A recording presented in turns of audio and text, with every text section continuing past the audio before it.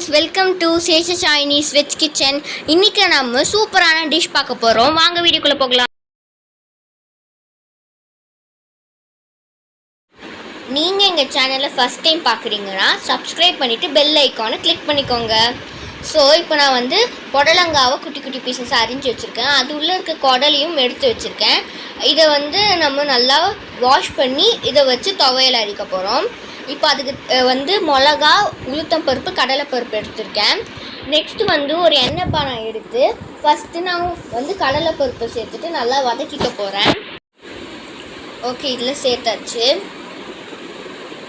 இதை நல்லா வதக்கியாச்சு. இப்போ நம்ம வந்து காஞ்ச மிளகா ஒரு 5 சேர்த்துக்கிறேன் நான். நெக்ஸ்ட்டு அதுவும் வதக்கினதுக்கப்புறம் நான் உளுத்தம்பருப்பு சேர்த்து நல்லா வதக்கிக்க போகிறேன்.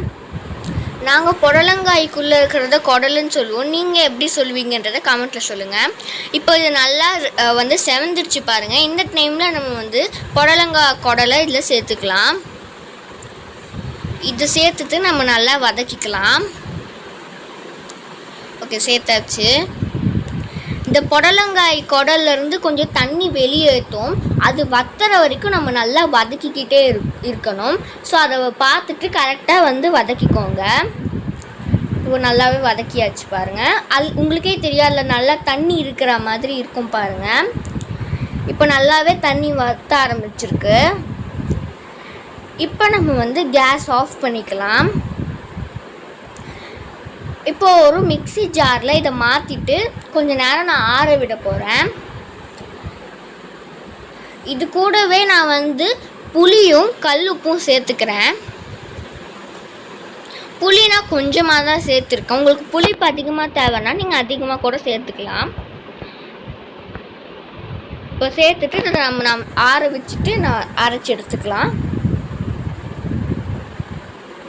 கொஞ்சோண்டு நான் தண்ணி ஊற்றிக்கிறேன், அப்போ தான் அது கரெக்டாக அரைப்படும்.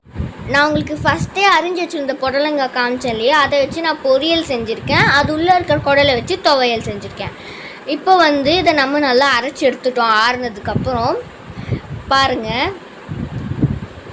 இது ரொம்பவே டேஸ்ட்டாக இருக்கும். நான் இன்றைக்கி வந்து உங்களுக்கு ரைஸ் கூட வச்சு காமிக்கிறேன். உங்களுக்கு வந்து எதோடு வச்சு சாப்பிட்றது பிடிக்குமோ அதை எங்களுக்கு கமெண்ட்டில் சொல்லுங்கள். உங்களுக்கு இந்த வீடியோ பிடிச்சிருந்ததுன்னா எங்கள் சேனலை லைக் பண்ணுங்கள், ஷேர் பண்ணுங்கள், கமெண்ட் பண்ணுங்கள், சப்ஸ்கிரைப் பண்ணுங்கள். தேங்க்ஸ் ஃபார் வாட்சிங்.